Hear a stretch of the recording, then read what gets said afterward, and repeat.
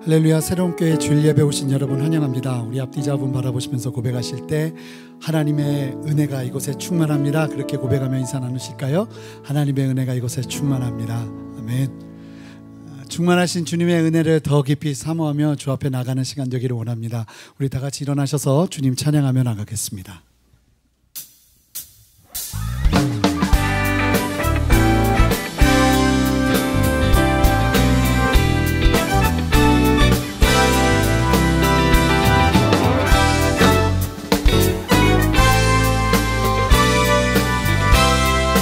함께 선포합니다. 예수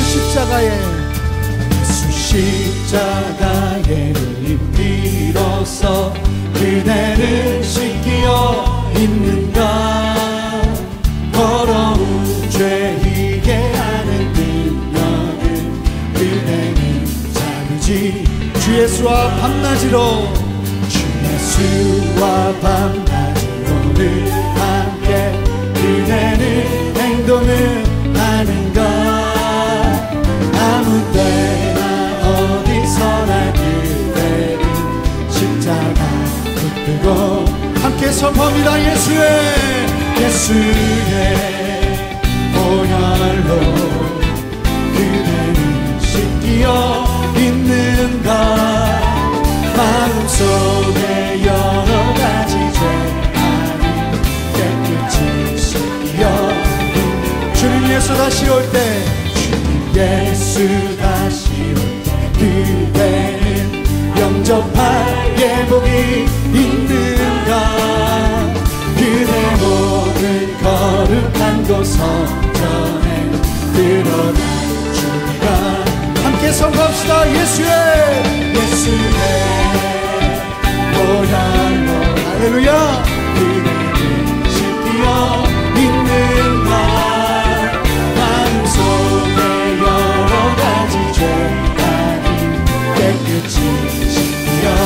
할렐루야.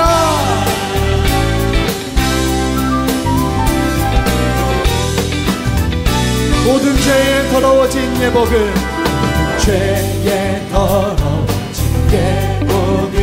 주 앞에 지금 다 벗어서 샘물같이 솟아나는 보혈로 눈보라 주의 보혈을 의지하며 나갑니다. 할렐루야. 예수의 보혈로 그대를 씻기어 있는가.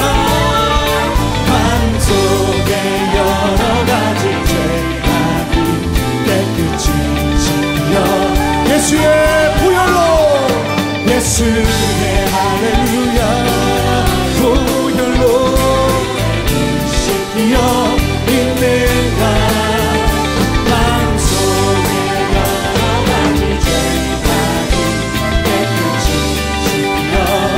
선포합니다. 주의 음성을 내가 들으니 사랑하는 말이세. 주님 믿는 마음으로 주께 가오니 나를 영접. 내가 매일 십자가 앞에 십자가 앞에 더 가까이 가오니 주의 흘린 고백으로써 나를 전대하고 주의 보좌로 나아갈 때에 어찌하리 기쁠까. 주의 얼굴을 항상 배우니 더욱 친근하니 내가 매일 십자가 앞에 더 가까이 가오니 그새 주의 흘린 고백으로써 나를 전대하. 내가 매일 십자가 앞에 예수님 그렇게 주님 앞으로 나아갑니다. 가오니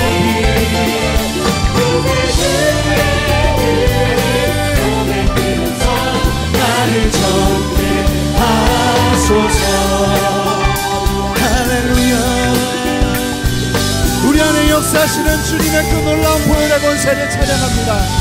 할렐루야. 우리 더 큰 박수로 주께 영광 돌려드리겠습니다. 우리 안에 가신 주님의 그 놀라운 일을 찬양합니다.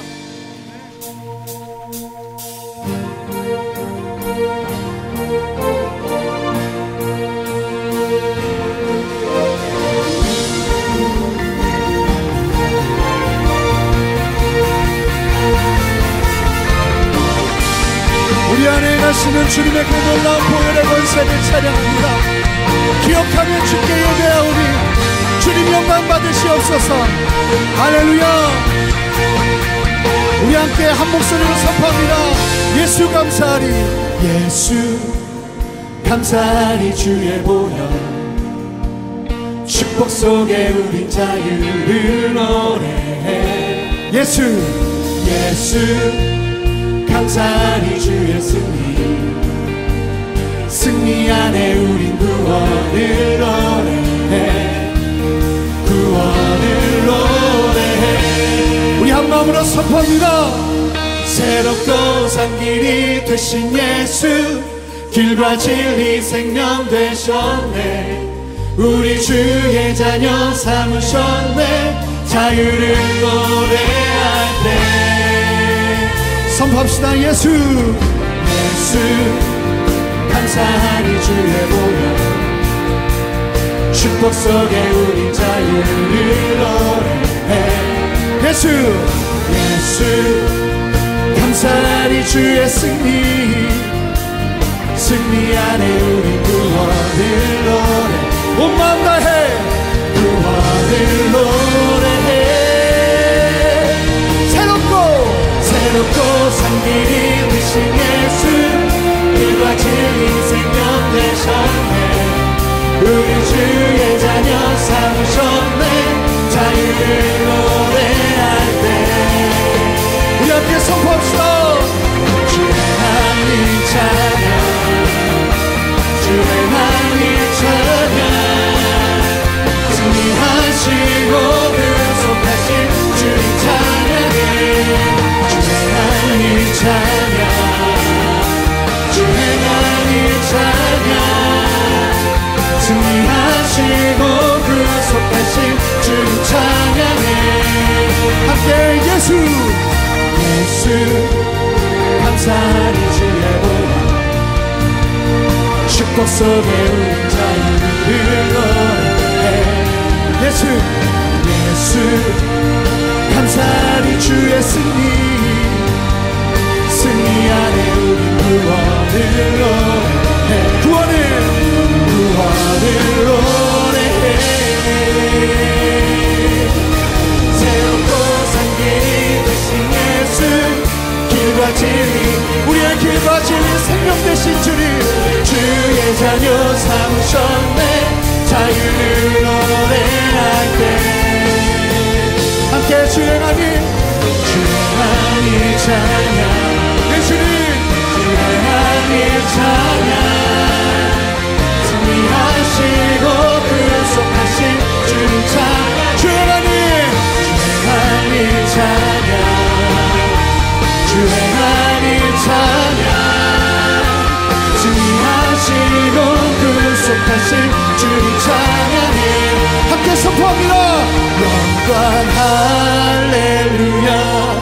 예수의 그 피가 내게 승리 주네.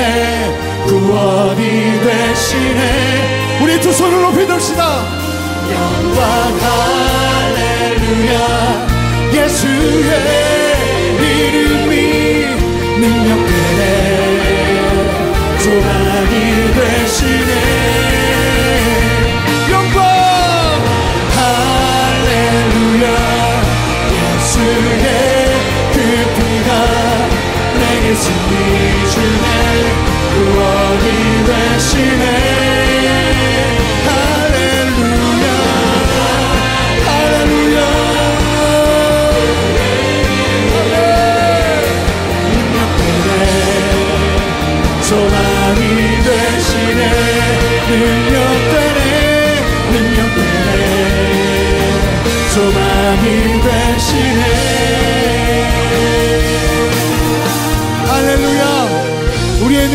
소망 되신 주님 감사합니다.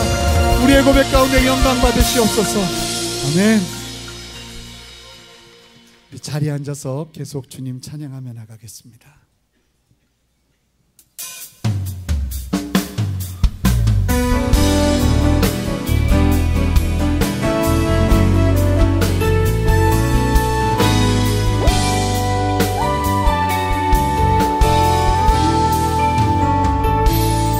고백합니다. 감사해요. 깨닫지 못했었는데 내가 얼마나 소중한 존재라는 걸 태초부터 지금까지 하나님의 사랑은 항상 날 향하고 있었다는 걸 고마워요. 그 사랑을 가르쳐준 당신께 주께서 허락하신 당신께 그리스도의 사랑으로 더욱 섬기며 이제 나도 세상에 전하리라. 고백합니다. 당신은 사랑받기 위해 그리고 그 사랑 전하기 위해 주께서 택하시고 이 땅에 심으셨네. 또 하나의 우리 서로를 바라보며 고백합니다. 당신은 사랑받기 위해 당신은 사랑받기 위해 그리고 그 사랑 전하기 위해 주께서 택하시고 이 땅에 심으셨네. 또 하나의 열매를 바라시며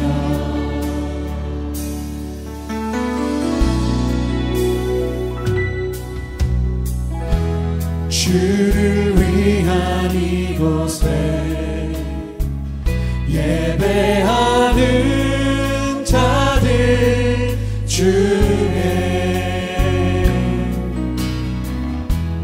그가 찾는 이 없어 주님께서 슬퍼하시네. 주님이 찾으시는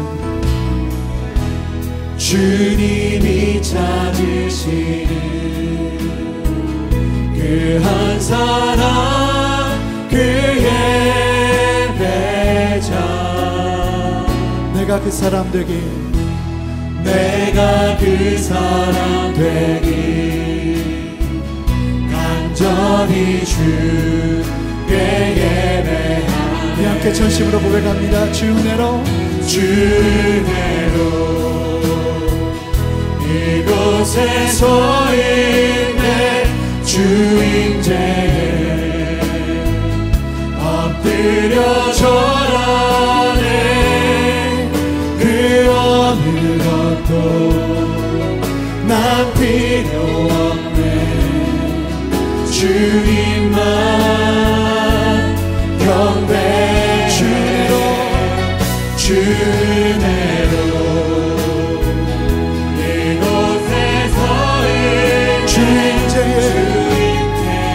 엎드려 절하네. 엎드려 절하. 그 어느 것도 난 필요 없네. 주님만 경배. 우리 자매님들이 고백합니다. 주를 위한 이곳에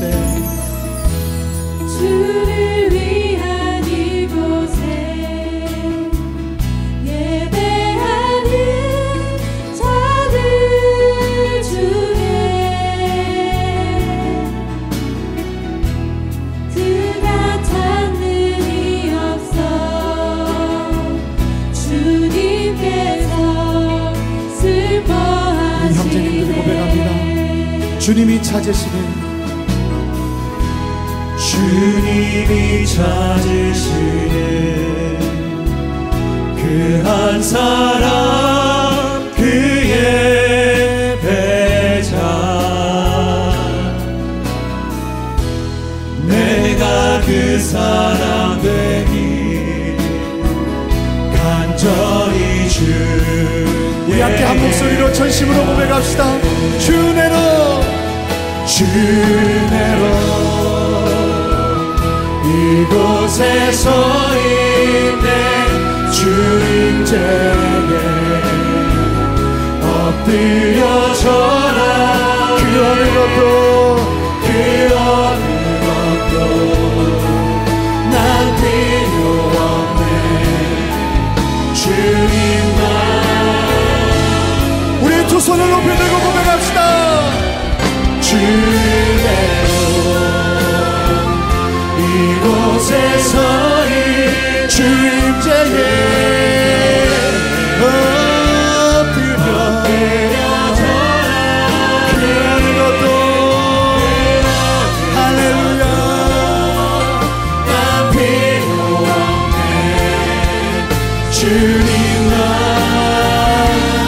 우리 함께 밤이나 낮이나 밤이나 낮이나 어제나 오늘도 영원히 주만 찬양해 할렐루야 낭만하여 넘어져도 언제나 주만 찬양하 우리 목소리 높여 밤이나 낮이나 어제나 오늘도 영원히 주만 찬양해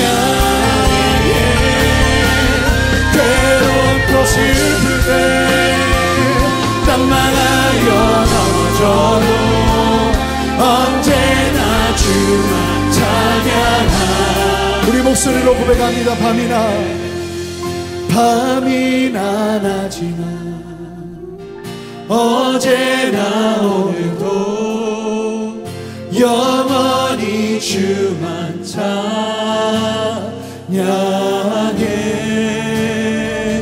괴롭고 슬플 때 낭망하여 넘어져도 언제나 주만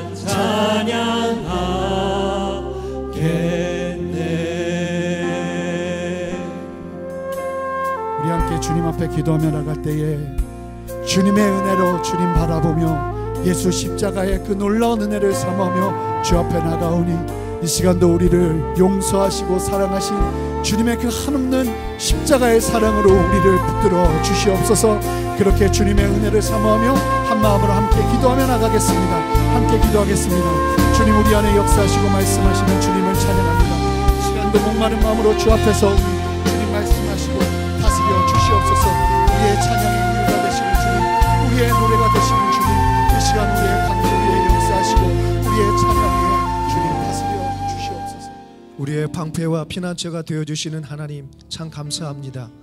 우리를 주의 존귀한 자녀로 삼아주시고 하나님을 예배할 수 있는 특권과 일상의 축복을 주셔서 감사합니다.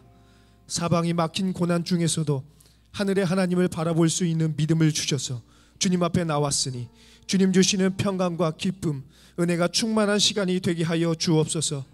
신실하신 하나님, 우리의 죄악을 회개합니다.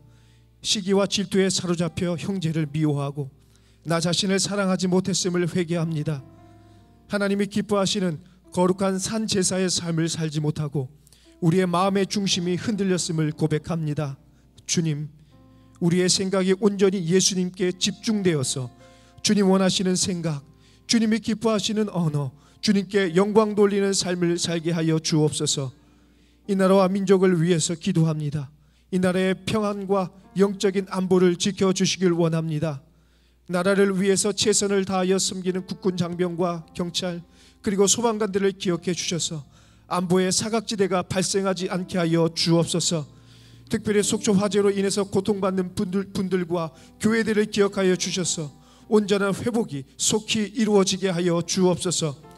우리 새로운 교회의 기도와 헌신을 통해서 이 나라가 굳건히 세워지게 하여 주시고 하나님의 나라를 전파하고 세워가는 축복의 통로가 되게 하여 주옵소서. 고난주간 특세를 통해서 우리를 위해서 고난의 길을 걸어가신 예수님의 사랑과 은혜를 깊이 있게 묵상하게 하여 주시고 특세 기간을 준비하는 모든 손길들과 은혜를 갈망하는 심령들이 그리스도의 풍성하고 깊은 사랑을 경험하게 하여 주옵소서. 사랑한 담임 목사님을 위해서 기도합니다. 목사님께 성령의 지혜와 능력을 충만히 부어주셔서 선포하시는 말씀이 목자의 음성과 사랑으로 들리게 하시고 듣는 모든 성도들의 갈급한 심령이 해갈되고 영혼이 소성케 되는 역사가 일어나게 하여 주옵소서. 예배를 위해서 섬기시는 모든 분들이 먼저 큰 은혜와 기쁨 안에 거하도록 하여 주시고 챔버팀이 하나님의 손에 붙들린 악기가 되어 하나님의 아름다움과 영광을 찬송하게 하여 주옵소서. 우리를 위해 십자가의 길을 걸어가시고 영광스러운 부활과 영원한 생명의 길을 열어주신 예수님의 이름으로 기도드립니다. 아멘. 할렐루야. 은혜가 충만한 주일 3부 예배 오신 여러분을 예수님의 이름으로 환영합니다. 우리 옆 사람과 이렇게 인사하시겠습니다. 말씀 충만하세요. 우리 서로를 축복하는 시간을 갖도록 하겠습니다.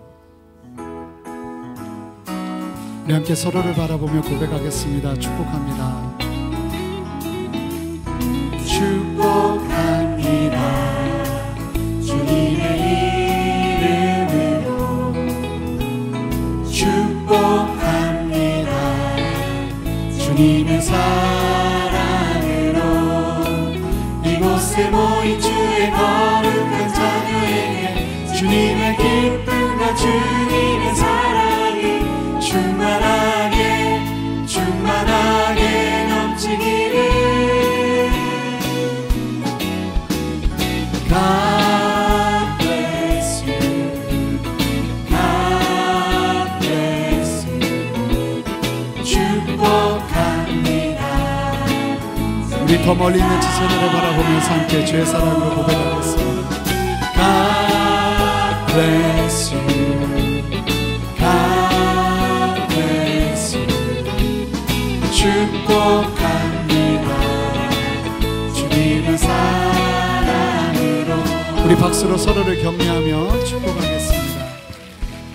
교회 소식 전해드리겠습니다. 자녀와 부모를 함께 세우는 금요일 패밀리 임팩트 시즌5가 시작되었습니다. 모션과 게임을 통해서 말씀을 체험하는 펀펀 바이블과 청소년들을 위한 청소년 서당, 그리고 특별히 부모를 위한 부부학교가 진행 중에 있습니다. 8주간 진행될 이번 패밀리 임팩트를 통해 성도님들의 지속적인 관심과 기도를 부탁드립니다. 고난주간 특별 새벽 기도회가 4월 16일 화요일부터 20일 토요일까지 오전 5시 50분부터 이곳 본당에서 드려집니다. 이번 고난주간 특세는 온라인으로 생중계됩니다. 이 기간은 미디어 금식이 함께 진행되고 특별히 토요일 새벽에는 고난주간의 의미를 되새기기 위해서 성찬식을 진행합니다.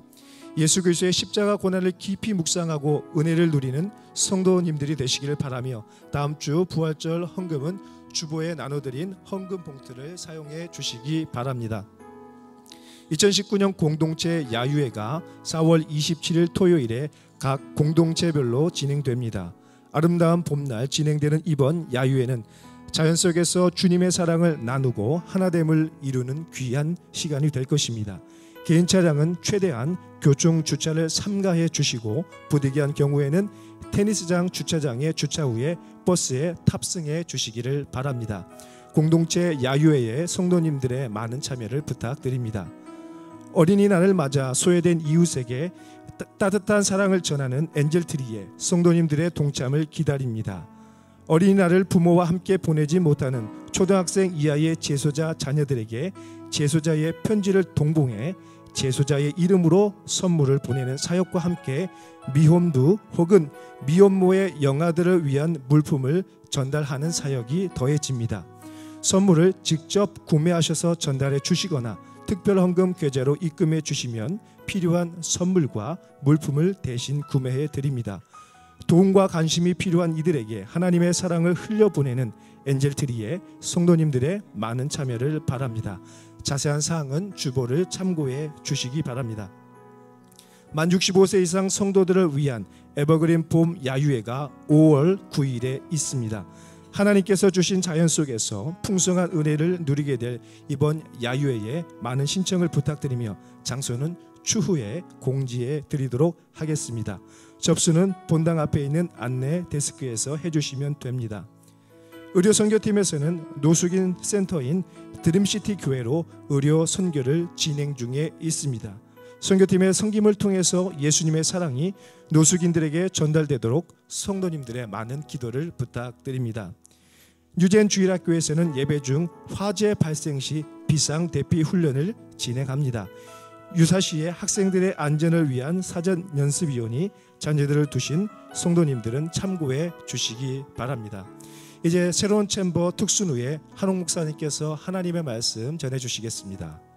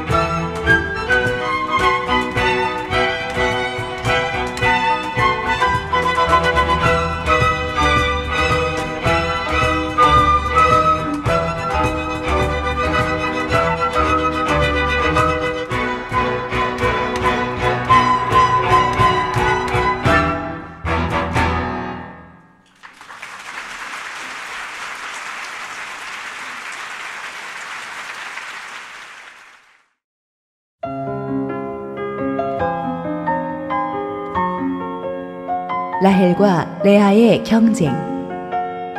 창세기 30장 1절에서 21절 말씀입니다.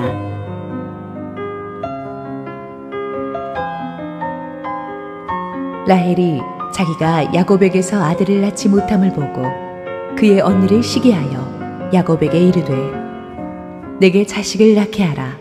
그렇지 아니하면 내가 죽겠노라. 야곱이 라헬에게 성을 내어 이르되 그대를 임신하지 못하게 하시는 이는 하나님이시니 내가 하나님을 대신하겠느냐.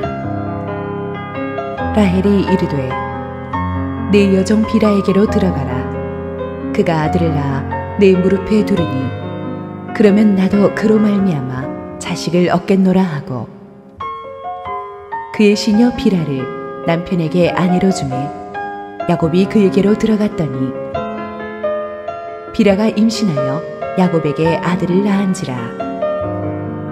라헬이 이르되 하나님이 내 억울함을 푸시려고 내 호소를 들으사 내게 아들을 주셨다 하고 이로 말미암아 그의 이름을 단이라 하였으며 라헬의 시녀 비라가 다시 임신하여 둘째 아들을 야곱에게 낳으매 라헬이 이르되 내가 언니와 크게 경쟁하여 이겼다 하고 그의 이름을 납달리라 하였더라. 레아가 자기의 출산이 멈춤을 보고 그의 시녀 실바를 데려다가 야곱에게 주어 아내로 삼게 하였더니 레아의 시녀 실바가 야곱에게서 아들을 낳으매 레아가 이르되 복되도다 하고 그의 이름을 가시라 하였으며 레아의 시녀 실바가 둘째 아들을 야곱에게 낳으매 레아가 이르되 기쁘도다 모든 딸들이 나를 기쁜 자라 하리로다 하고 그의 이름을 아셀이라 하였더라. 밀 거둘 때 르벤이 나가서 들에서 합 한 채를 얻어 그의 어머니 레아에게 드렸더니 라헬이 레아에게 이르되 언니의 아들의 합 한 채를 청구하노라. 레아가 그에게 이르되 내가 내 남편을 빼앗은 것이 작은 일이냐. 그런데 내가 내 아들의 합 한 채도 빼앗고자 하느냐. 라헬이 이르되 그러면 언니의 아들의 합 한 채 대신에 오늘 밤에 내 남편이 언니와 동침하리라 하니라. 저물 때에 야곱이 들에서 돌아오매 레아가 나와서 그를 영접하며 이르되 내게로 들어오라. 내가 내 아들의 합 한 채로 당신을 샀노라. 그 밤에 야곱이 그와 동침하였더라. 하나님이 레아의 소원을 들으셨으므로 그가 임신하여 다섯째 아들을 야곱에게 낳은지라.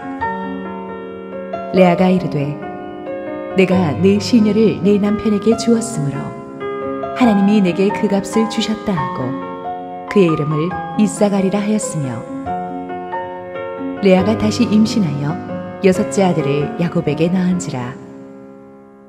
레아가 이르되 하나님이 내게 후한 선물을 주시도다.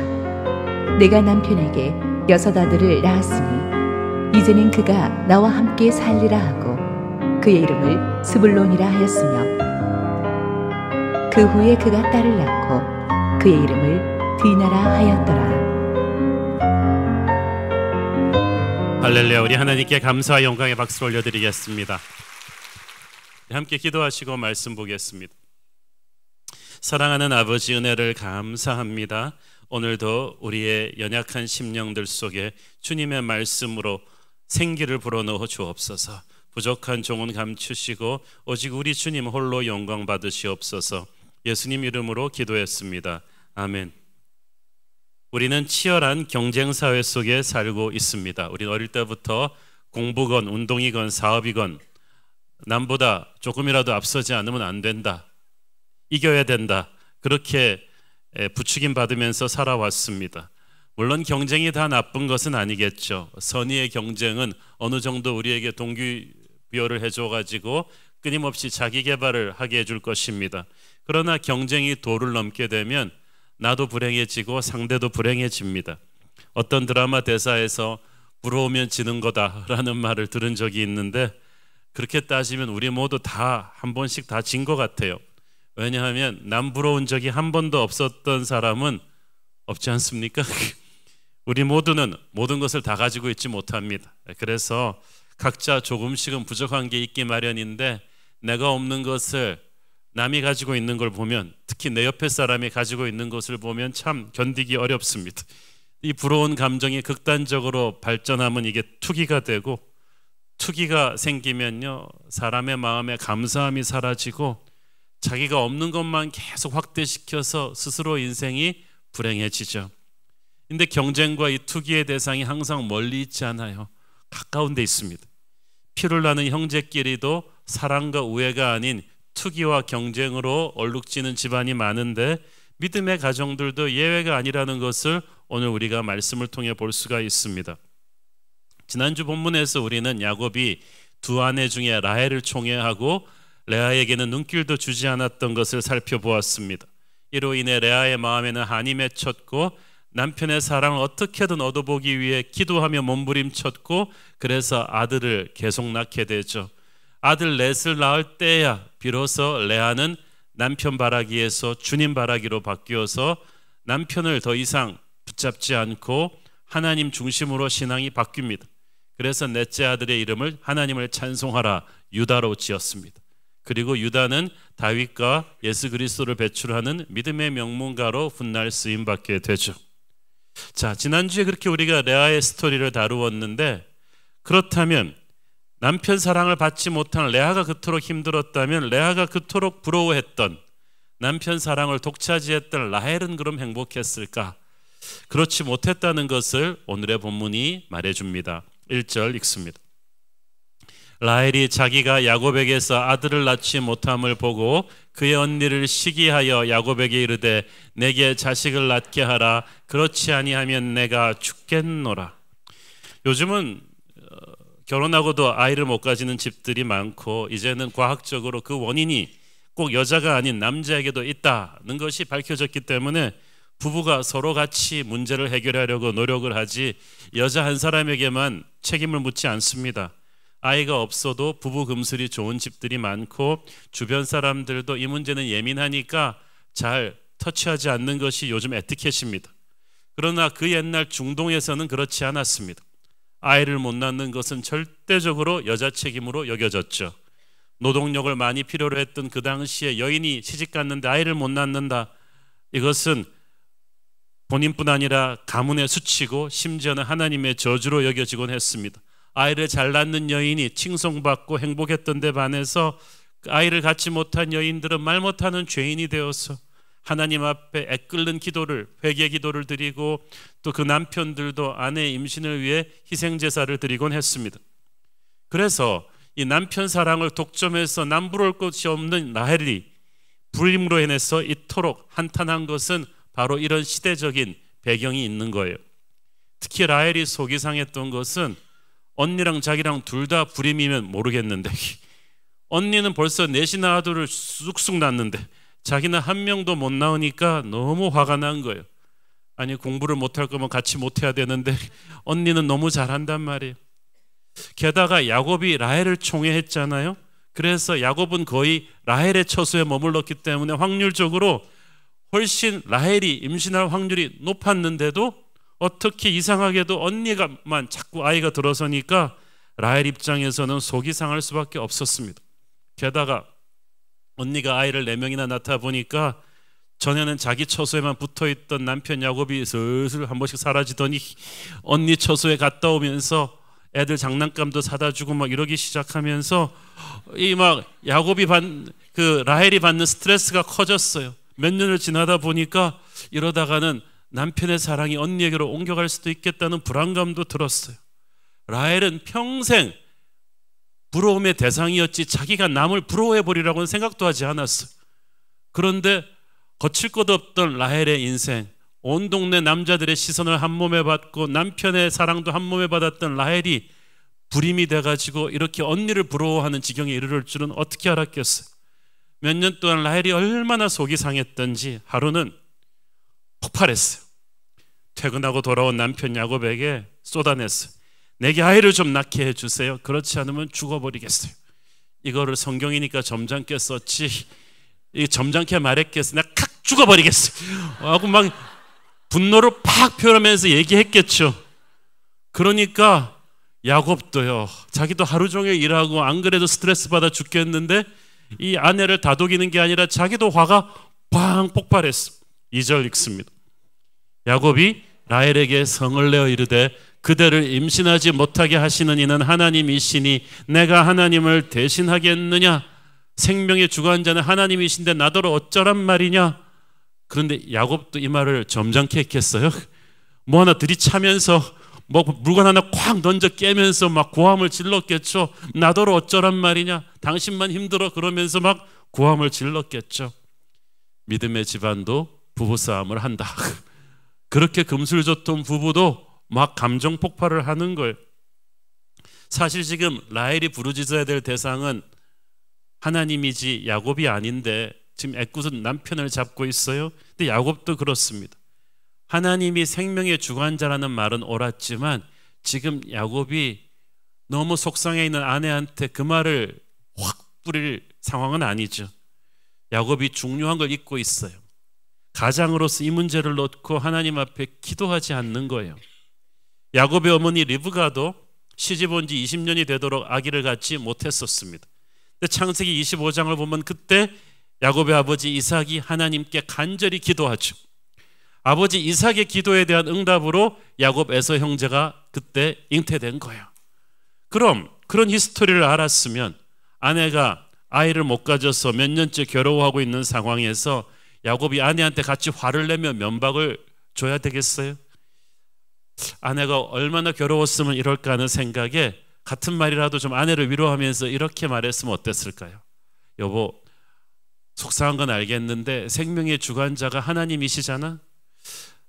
그런데 우리 할아버지 아브라함도 약속을 받은 지 25년 만에 아버지 이삭을 낳았어. 우리 아버지 이삭도 결혼한 지 20년 동안 애가 안 생기다가 아버지가 기도해서 또 나를 낳으셨어. 그러니까 여보, 당신 애 안 생긴 지 지금 뭐 5, 6년 정도인데 우리 지금부터 기도합시다. 우리 할아버지가 그랬듯이, 아버지가 그랬듯이 내가 가정의 제사장으로서 기도할게. 우리 같이 기도하면 태의 문을 열어주실 거야 라고 했었으면 얼마나 멋있었겠어요. 그러나 야곱은 그렇게 멋있는 사람이 아니므로 아내한테 같이 그냥 화를 콱 내버렸어요. 그러니까 라헬과 야곱이 둘 다 기도해야 되는 시간에 둘 다 성질을 폭발시키는 바람에 인간적인 해법으로 갈 수밖에 없었습니다. 3절 4절 읽습니다. 라헬이 이르되 내 여종 빌하에게로 들어가라. 그가 아들을 낳아 내 무릎에 두리니 그러면 나도 그로 말미암아 자식을 얻겠노라 하고 그의 시녀 빌하를 남편에게 아내로 주매 야곱이 그에게로 들어갔더니, 그 당시 고대 근동사회에도 씨바지 관습이 있었던 것 같습니다. 여주인이 임신하지 못할 경우 그녀를 모시고 있던 시녀를 남편과 동침하게 해서 자녀를 낳아 여주인의 아들로 호적에 올리는 관습이 있었습니다. 물론 하나님이 만드신 관습은 아니고 세상에서 유행하던 관습을 그대로 따라한 거예요. 오래전에 라헬의 시할머니 되는 사라가 이렇게 했었죠. 약속의 아들을 기다리지 못하고 자기 시녀 하갈을 아브라함과 동침시켜서 이스마엘을 낳았잖아요. 그렇게 조급하게 구는 바람에 아랍 민족이 생긴 거예요. 오늘날 중동의 이스라엘 아랍 갈등의 씨앗이 그때 뿌려진 거죠. 그런데 지금 라헬도 하나님의 뜻을 기도하며 기다리지 않고 그런 인간적인 방법을 쓴 것입니다. 그런데 야곱도 문제예요. 라헬이 그런 잘못된 방법으로, 인간적인 방법으로 나겠다 그러면 그거를 기도하면서 좀 생각해 보자 하면서 한 박자 끊어준 게 아니라 야곱도 그냥 그렇지 뭐 그러면서 그냥 따라간 거예요. 그래서 그 결과 이 가정이 몹시도 복잡해지게 됩니다. 5절 6절 읽습니다. 빌하가 임신하여 야곱에게 아들을 낳은지라. 라헬이 이르되 하나님이 내 억울함을 푸시려고 내 호소를 들으사 내게 아들을 주셨다 하고 이로 말미암아 그의 이름을 단이라 하였으며. 그래서 라헬의 여종 빌하가 야곱과 동침해서 얻은 아들의 이름이 단인데 이 이름의 뜻은 하나님께서 내 억울함을 푸시려고 내 호소를, 내 기도를 들으셨다. 그래서 나의 면을 세워주려고, 나를 변호하시려고 이 아들을 주셨다. 그래서 단, 내 호소를 들으셨다는 뜻의 이름을 지었습니다. 거기서 우리가 하나 볼 수 있는 것은 라헬이 처음으로 기도하기 시작했다는 것을 알 수가 있죠. 이때까지 라헬은 아쉬울 것이 없던 여인이었기 때문에 그렇게 기도할 일이 없었어요. 처녀 때는 빼어난 미모로 동네 남자들의 시선을 한 몸에 받았기 때문에 별로 아쉬운 게 없었고, 결혼해서도 남편 사랑을 독차지했으니까 아쉬울 것이 없었는데, 자기가 어쩔 수 없는 불임의 벽에 딱 부딪히니까 마음이 가난해졌어요. 자존심이 상하고 심령이 가난해지면서 갈급해진 거예요. 그때부터 기도하기 시작했어요. 여러분은 언제부터 기도를 배우셨습니까? 아마 여러분의 인생이 벽에 부딪혔을 때였을 거예요. 자기 힘으로 어쩔 수 없는 뭔가가 탁 걸렸을 때 사람이 꺾어져요. 자존심이 부서지고 겸손해지고 심령이 가난해지죠. 하나님께서 라헬을 이제 훈련시키기 시작하셨다는 것을 우리가 알 수 있습니다. 그렇지만 이 단이라는 아이가 태어나게 된 동기는 어쨌든 엄마의 불타는 질투입니다. 어떻게든지 언니를 따라잡아야지. 태교가 안 좋아서 그런지 이 단 지파가 정말 험악한 인생을 삽니다. 이 단의 미래를 야곱과 모세가 예언할 때 뭐라 그랬냐 하면, 단의 미래는 뱀 같기도 하고 사자 새끼 같기도 하다 그랬어요. 사자 같은 힘이 있겠지만 그 힘을 잘못 사용하면 뱀처럼 남에게 해를 끼칠 거란 뜻이에요. 정말 단 지파는 싸움을 잘했어요. 무력으로 많은 곳을 점령했어요. 그런데 그 힘을 잘못 휘두른 삼손 같은 사람도 나왔어요. 힘만 믿고 막 설치다가 우상숭배에 깊이 빠져들면서 단 지파는 점점 축소되더니 요한계시록에 나오는 14만 4천에도 빠져 있어요. 그래서 태교가 중요하다. 엄마가 자식을 부모의 한풀이 도구같이 언니를 꺾겠다는 너무 지나친 경쟁 심리로 이렇게 하다 보니까 아이와 그 후손의 미래가 정말 힘들어진 것이 우리에게 많은 걸 생각하게 합니다. 자, 그리고 라헬의 시녀 빌하가 다시 야곱과 동침해서 아들이 또 태어납니다. 이 아들의 이름은 납달리입니다. 이 이름은 언니와 경쟁해서 이겼다는 뜻이에요. 아니, 아직 숫자 싸움에서는 이기지 못했는데 언니는 낳았는데 지금 이제 시녀를 통해서 둘을 낳아놓고 왜 언니랑 이겼다 그랬을까요? 숫자로 이긴 게 아니라 이제 언니에게 갈 뻔했던 남편의 총애를 다시 찾아왔다는 뜻에서 이 이름을 붙인 거예요. 자, 납달리도 그러다 보니까 별로 안 좋은 상황에서 태어났는데, 납달리는 형 단과는 달리 축복된 인생을 삽니다. 아름다운 소리를 바라는 암사슴처럼 은혜가 풍족하고 여호와의 복이 가득한 인생으로 살게 돼요. 이 납달리가 훗날 어느 지역을 장악하냐 하면 바로 갈릴리 바다로부터 그 남방 지역을 장악합니다. 여러분이 이스라엘 성지순례 가보시면 최고의 땅이 그곳입니다. 숲이 울창하고 물이 풍부하고 따뜻하고 경치 좋은 너무나 기가 막히게 아름다운 곳이고, 무엇보다도 예수님이 누비셨던 곳이에요. 예수님이 성장하신 나사렛, 가장 많은 기적을 행하신 가버나움, 팔복을 선교하신 곳, 오병이어의 기적을 행하신 곳, 수많은 예수님의 말씀 사역과 기적이 베풀어진 그 갈릴리 지역이 모두 납달리 땅이었어요. 그러니까 그 납달리 가문은 예수님이 역사하시는 축복의 미래를 살게 되는 거예요. 여기서 참 희한하죠? 출생 동기가 안 좋은 건 단이나 납달리나 똑같은데 왜 납달리는 단지파와는 달리 이 많은 축복을 받게 되었는가? 이게 미스테리입니다. 하나님의 절대 주권으로밖에는 설명이 안 됩니다. 어떤 사람은 축복받을 만한 여건을 다 가지고 태어났는데 어리석은 결정들을 해서 비참하게 살아요. 그런데 또 어떤 사람은 절망적인 환경 속에 태어났지만 쓰레기 더미에서 꽃을 피우듯이 축복된 인생을 사는 사람이 있어요. 납달리가 바로 그런 경우죠. 여러분도 불행한 환경에서 태어났다고 해도 믿음으로 하나님의 길을 선택하면 납달리 같은 반전의 축복을 누릴 수 있을 줄로 믿습니다.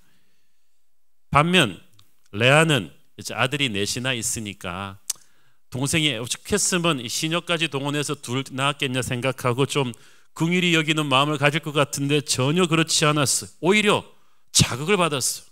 자기는 출산이 멈추었는데 라헬이 시녀를 시바지로 동원해서 아들 둘을 더 낳으면서 남편의 관심을 다시 채가는 걸 보고 레아도 뭐라 그럽니까? 영감을 얻었어요.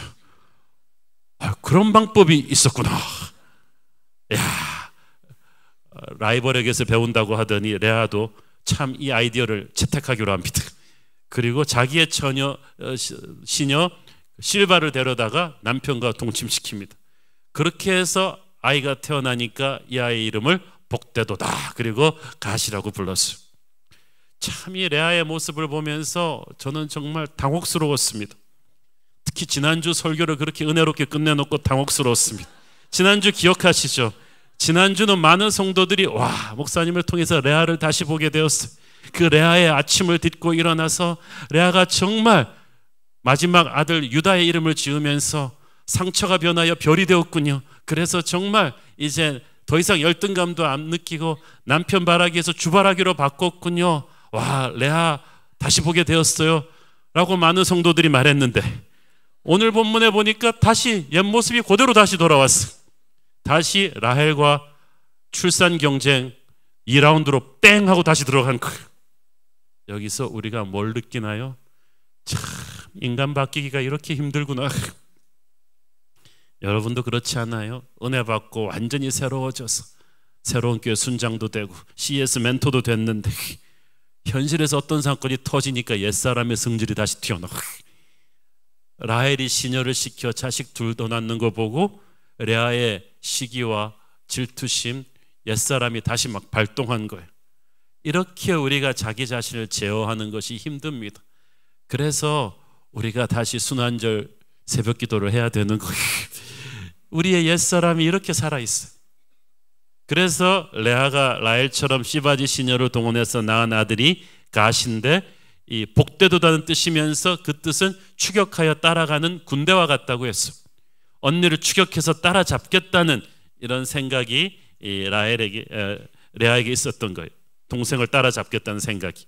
자, 12절 13절에 보니까 레아의 시녀 실바가 야곱과 또 동침해서 아들이 또 태어납니다. 이 아이의 이름은 기쁘다, 만족한다는 뜻의 아셀이었어요.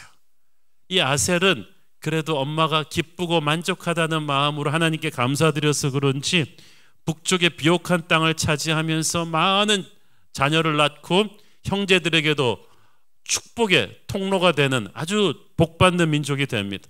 이 아셀이라는 이 이름이요, 멋있는 이름이에요. 시편 1편에 복 있는 사람이라는 말에서 복 있다는 히브리어가 바로 아셀입니다. 그래서 어머니 레아의 기쁨과 만족 가운데서 이 아셀 지파가 복을 받습니다. 자, 레아가 이렇게 해서 자기 자신이 낳은 아들 넷에다가 시바지 시녀 실바를 통해서 낳은 아들 둘까지 합쳐서 무려 6 아들을 낳게 됩니다. 이 두 자매의 출산 경쟁이 마치 권투 경기 청코너 라헬, 홍코너 레아 그래가지고 땡 울려서 막 낳다가 지금 세트 스코어로 6대2인데 이쯤 했으면 하나님께서 이제 또 라헬 쪽을 조금 도와주셔야 될 것 같은데 희한한 또 상황이 또 발생합니다. 하루는 레아의 장남 르벤이 아마 이때쯤 10대 청소년으로 추정됩니다. 들에 나갔다가 합 한 채를 발견하고 불이 나게 엄마에게 갖다 드립니다. 합 한 채가 뭐냐 하면 그 당시 팔레스타인 들판에서 자라는 아주 귀한 열매인데 불임을 치료하는 최고의 명약으로 알려졌던 사랑의 열매입니다. 그래가지고 이게 구하기가 어려워서 마치 100년근 산삼 구하는 것처럼 귀한 거예요. 이거를 르벤이 우연히 발견한 다음에 어머니에게 불이 나게 갖다 바쳤어요. 애들도 알아요. 엄마가 정말 이 출산 경쟁에서 조금 더 아빠의 사랑을 받기 위해서 애쓰고 있다는 걸 알고 이 효자 르벤이 갖다 바친 거예요. 그런데 이 소식을 또 라헬이 들었어요. 언니한테 불이 나게 달려와서 언니 이거 너무하는 거 아니야? 언니는 6이나 있으면서 뭐 불임 치료제를 또 쓴다는 거야. 그거는 나한테 좀 양보를 해봐. 그랬더니 언니는 언니대로 야, 남편 야곱은 항상 너의 처소에 있잖아. 너 너무한 거 아니야? 그래서 라헬이 그럼 언니 하룻밤 우리 남편과 동침할 수 있는 기회를 줄 테니까 그 합한 채 이리 내. 그렇게 해서 딜이 성사됐어요. 참 라헬도 딱합니다. 얼마나 아이를 갖고 싶었으면 이렇게 합한 채까지 가지면서 노력을 했겠어요. 그런데 상황이 엉뚱하게 전개되었어요. 합한 채라는 인간적인 방법을 쓴 라헬이 아닌 결사적으로 기도한 레아의 태를 하나님이 열어주신 거예요. 17절을 보면 하나님이 레아의 소원을 들어주셨다고 했어요. 기도를 응답해 주셨다는 뜻인데 그렇게 해서 태어난 아들이 이사갈입니다. 18절에 보면 이사갈이라는 이름의 뜻은 보상받았다, 값을 치렀다는 뜻이에요. 이 이름 속에는 레아가 합한 채를 포기한 대가를 보상받았다는 의미가 들어있죠. 자, 그런데 참 여러분이 이사갈이라고 생각해 보세요. 나중에 커서 어디 가서 너 어떻게 태어났니? 그러면 스토리 말하기 얼마나 부끄럽겠어요. 차마 자기 입으로 실은 우리 형이 그 들에 갔다가 불임치료제를 발견했는데 그거를 어머니에게 드려서 그래서 어머니가 그렇게 해서 너 그게 아니고 그거를 또 이모가 갖고 와서 또 이렇게 바꾸자 그래가지고 너무나 부끄럽고 힘든 환경에서 태어난 이사갈이에요. 그런데 이 이사갈도 복을 받습니다. 이사갈은 장막을 지키면서 건장한 나귀처럼 12지파 형제들을 묵묵히 섬기고 일하면서 도와주는 없어서는 안 될 기둥 같은 존재로서 이스라엘 12지파의 귀한 일꾼이 되죠. 19절에 보니까 레아의 복은 또 있었어요. 아들을 또 낳았어요. 6째 아들이 또 나왔어요. 라헬은 한 명도 못 낳고 있는데, 그러니까 레아도 이건 좀 심하다고 느꼈는지 하나님이 내게 너무 후한 선물을 주신다. 그래서 스불론이에요. 내가 남편과 이제는 함께 살리라. 이렇게 풍족한 선물을 받았으니 이제 남편과 오래 함께 거할 걸로 기대했습니다. 이 스불론도 큰 축복을 받죠. 스불론은 해변을 장악하고 밖으로 나가서 일하는 것을 기뻐하는 지파가 됩니다. 타고난 상인들입니다. 갈릴리 연안을 장악하고 지중해까지 그 세력을 뻗쳐서 전 세계랑 교역을 해서 이 12지파를 먹여 살리는 무역상이 되는 거예요. 요즘으로 치면은 굉장히 우리나라의 개성상인 그런 사람들이 되죠. 특히 스불론이 장악했던 이 갈릴리 지역이 납달리가 장악했던 갈릴리 지역과 함께 우리 주님이 활동했던 장소죠. 그러니까 이사갈과 스불론, 납달리 같은 지파들은 출생 내력은 복잡했지만 쓰레기 더미에서 꽃을 피우듯이 축복받는 사람들이 됩니다. 오늘의 본문을 사실 좀 읽기가 민망한 성경 본문 아닙니까? 레아와 라헬의 이 숨가쁜 출산 경쟁에서, 그렇지만 우리가 여기서 배워야 될 중요한 영적인 레슨이 두 가지가 있습니다. 첫째는 질투의 파괴성을 우리가 알고 정말 주의해야 된다는 거예요. 레아와 라헬은 서로가 갖고 있는 것에 감사하지 못하고 서로가 없는 것을 무섭게 질투했습니다. 그래서 집안이 복잡해졌어요. 우리한테도 이 질투의 유혹이 항상 있습니다. 아무리 많이 가진 사람도 내가 갖고 있지 않은 뭔가를 갖고 있는 이웃에게 대한 욕심을 내는 거예요. 그래서 그걸 빼앗아서 내가 차지하고 싶은 마음, 그게 있어요. 질투는 자기중심적이에요. 아무리 100점 맞아도 다른 사람도 100점 맞으면 그건 별로 의미가 없어요. 나 혼자 100점 맞아야 되고 나 혼자 스팟라이트를 받아야 되는 거예요. 그래서 예수님이 우리에게 주신 명령, 기뻐하는 자와 함께 기뻐하고 슬퍼하는 자와 함께 슬퍼하는 것 참 어려워요. 슬퍼하는 자와 함께 슬퍼하는 건 괜찮아요. 그런데 기뻐하는 자를 가서 같이 축하해 주는 것 정말 어렵습니다. 예를 들어서 어릴 때부터 공부 잘하고 미국 유학까지 좋은 대학에서 마치고 돌아온 내 아들은 취직이 안 돼갖고 그렇게 가슴앓이 하면서 힘들고 울고 기도하는데, 우리 아들 잘할 때 공부도 별로 못하고 무시하고 유학도 못 가온 이웃 김집사 아들은 떡하니 대기업 붙어가지고 잘 다니고 있으면서 감사 예배를 드린데 순식구들 다 오라는 거예요. 목사님은 내 속도 모르고 다 오라고 그러시는 거예요. 여러분, 거기 가서 감사 찬양, 축하 찬양을 진심으로 부를 수 있습니까? 쉽지 않아요. 쉽지 않아요. 질투란 그렇게 힘듭니다. 특히 우리는 남을 질투할 때는 힘들어하면서 내가 질투의 대상이 되는 것도 은근히 엔조이해요. 라헬은 평생 언니의 부러움이 대상이 되는 걸 엔조이하다가 입장이 바뀌고 나니까 정말 괴로워서 견딜 수가 없어요.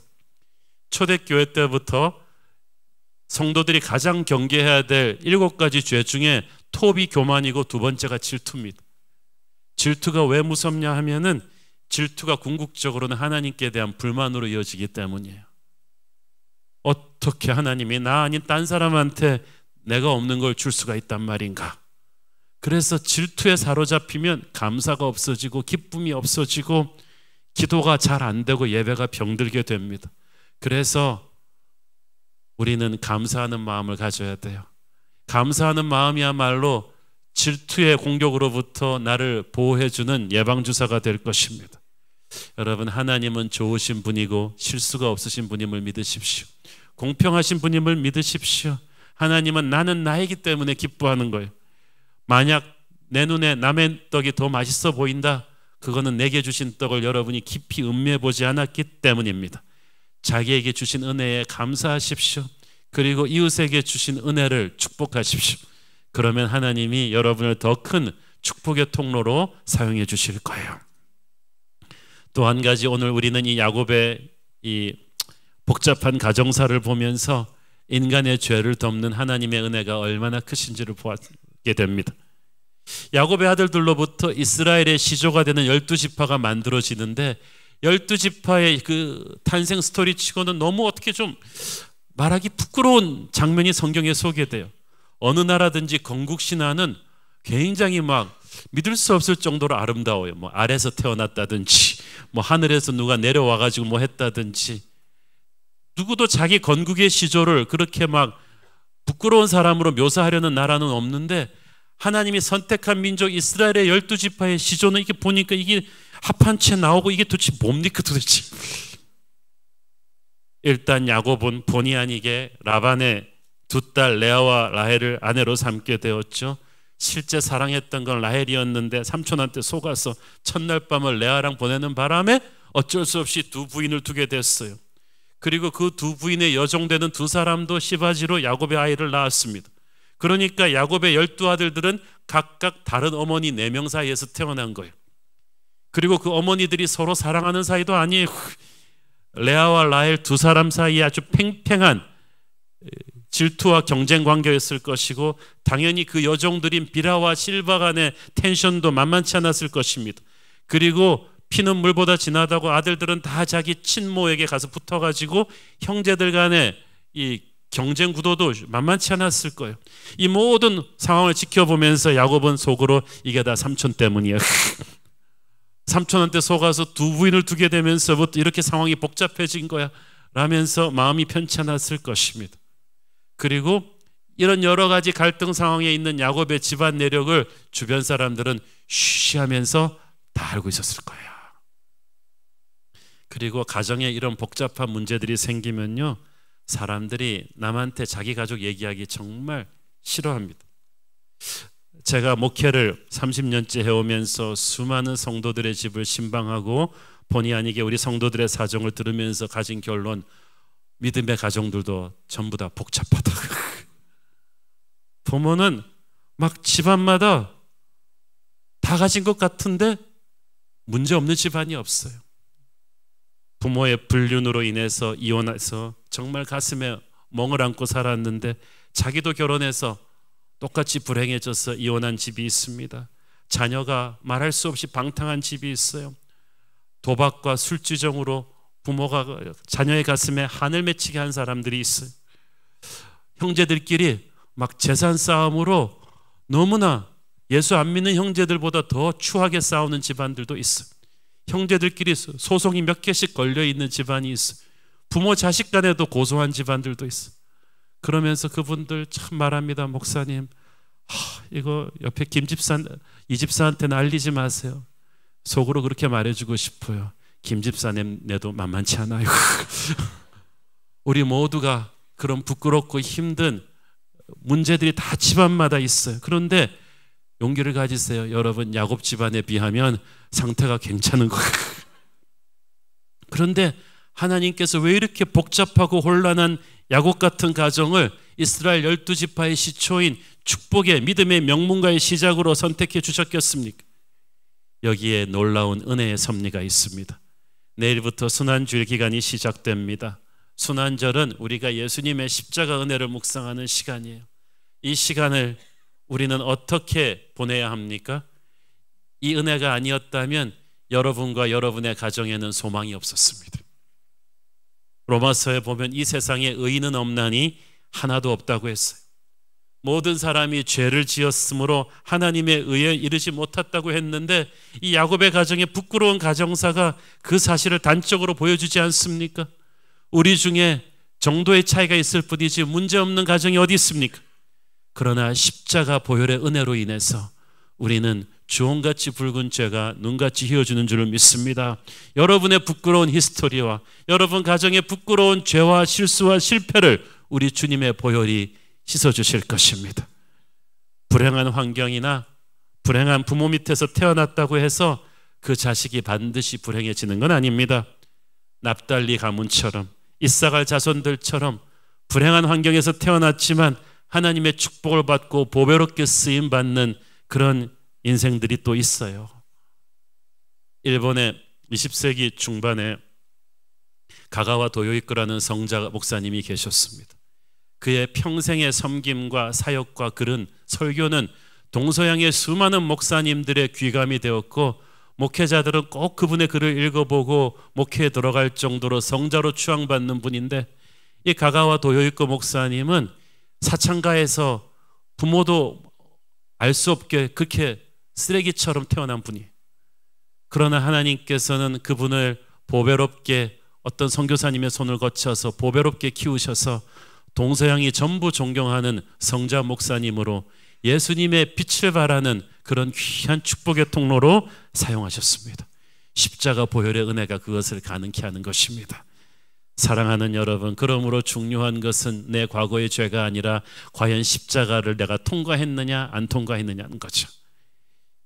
하나님이 선택한 사람은 반드시 십자가 은혜로 구원하시고 사랑받을 만한 자격이 있게 갖추어 주십니다. 절망적인 사람을 희망의 사람으로 세워주세요. 혹시 여러분 가정에 부끄럽고 어렵고 복잡한 사정, 남에게 숨기고 싶은 과거가 있다 할지라도, 가족 얘기만 나오면 여러분이 고개를 떨군다 할지라도 오늘 야곱의 가정사를 보면서 용기를 가지기를 축원합니다. 십자가 안에서 새롭게 시작할 수 있습니다. 옛날 구약시대 대제사장은 이스라엘의 모든 죄를 대신해서 어린 양의 피를 들고 지성소 앞으로 갔습니다. 그 지성소 앞에서 어린 양의 피를 넣고 대제사장은 자기 가슴폐에 12지파를 상징하는 12보석을 박았습니다. 그 12보석을 하나씩 만지면서 12지파의 이름을 부르며 12지파의 죄를 하나님 앞에서 중보하고 기도했습니다. 예수의 보혈로, 어린 양의 보혈로 그 죄를 씻어달라고 기도하면 하나님께서 들으시고 그 12지파를 받아주신 거예요. 오늘날 우리의 대제사장 되신 예수님이 그렇게 하십니다. 우리는 모두 야곱의 12아들들 같이 죄 많고 부끄러운 환경에서 태어난 죄인들입니다. 그런 가정들입니다. 다 엮이는 가정들이에요. 그러나 하나님께서 우리 주님의 중보기도를 들으시고 우리 한 사람 한 사람을 용서하십니다. 사랑하십니다. 우리는 그 은혜로 하나님 앞에 설 수 있는 것입니다. 이번 고난주간 기도하는 동안에 여러분은 그 예수님의 십자가 보혈이 여러분과 여러분의 가정 위에 임했음을 믿고 선포하기를 바랍니다. 여러분의 그 부끄러운 역사와 수치와 모든 어둠이 이 십자가의 보혈 앞에서 깨끗이 씻겨나가게 될 것을 믿고 선포하십시오. 그래서 우리 가문도 납달리처럼 이사갈처럼 은혜로운 믿음의 명문가로 주님이 쓰시는 축복의 인생으로 반전시켜 주시옵소서. 그것이 여러분의 기도이기를 축원합니다. 기도하겠습니다. 주님 은혜 감사합니다. 라헬과 레아의 경쟁 가운데서 야곱의 12지파 아들이 태어났지만 하나님께서는 그 부끄러운 히스토리를 보혈의 은혜로 감싸 안으셔서 축복의 스토리로 바꾸시니 감사합니다. 우리네 부끄러운 삶도 주 십자가의 은혜로 새로워질 것을 믿습니다. 은혜 아니면 살 수가 없음을 고백합니다. 주 은혜로 새롭게 되게 하옵소서. 예수님 이름으로 기도했습니다. 아멘. 다 함께 일어나셔서 봉헌 찬양 드리겠습니다. 은혜 아니면 살 수가 없네. 은혜 아니면 살아갈 수가 없네. 호흡마저도 다 주의 것이니 세상 평안과 위로 내게 없어도 예수, 오직 예수뿐이네. 은혜 아니면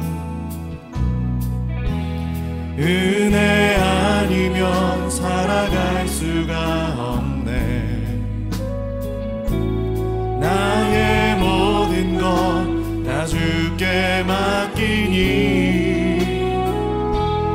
참된 평안과 위로 내게 주신 주 예수, 오직 예수뿐이네.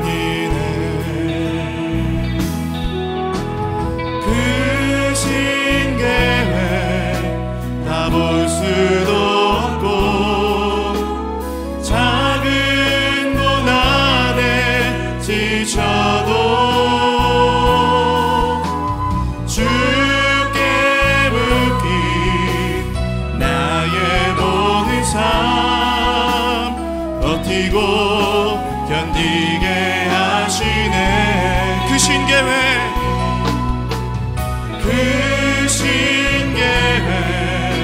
다 볼 수도 없고 작은 고난에 지쳐도 주께 묶인 나의 모든 삶 버티고 견디게 하시네. 은혜 아니면 살아갈 수가 없네. 은혜 아니면 살아갈 수가 없네. 호흡마저도 다 주의 것이니 세상 평안과 위로 내게 없어도 예수, 오직 예수뿐. 함께 믿음의 두 손 들고 고백합니다. 성령의 새바람,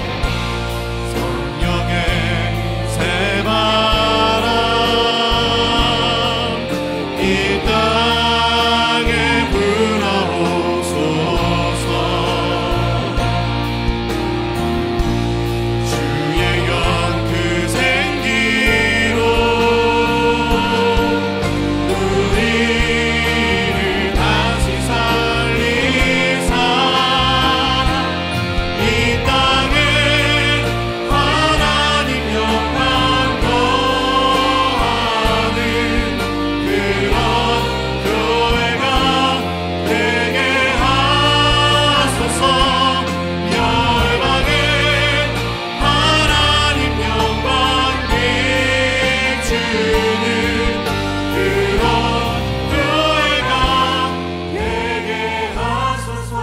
사랑하는 아버지, 부끄럽고 죄 많은 우리들을 우리가 이토록 당당하게 서 있을 수 있는 것은 예수 십자가의 보혈의 은혜 때문임을 고백합니다. 연약하고 쓰러지기 잘하는 우리를 주께서 붙드시고 우리의 과거의 주홍같이 붉은 죄를, 우리 가정에 있었던 그 많은 허물들을 주 십자가 은혜로 깨끗게 하시니 감사합니다. 하나님, 어둠의 과거는 끝을 내고 십자가 보혈의 은혜로 새롭게 역사하는 믿음의 명문가를 만들게 하옵소서.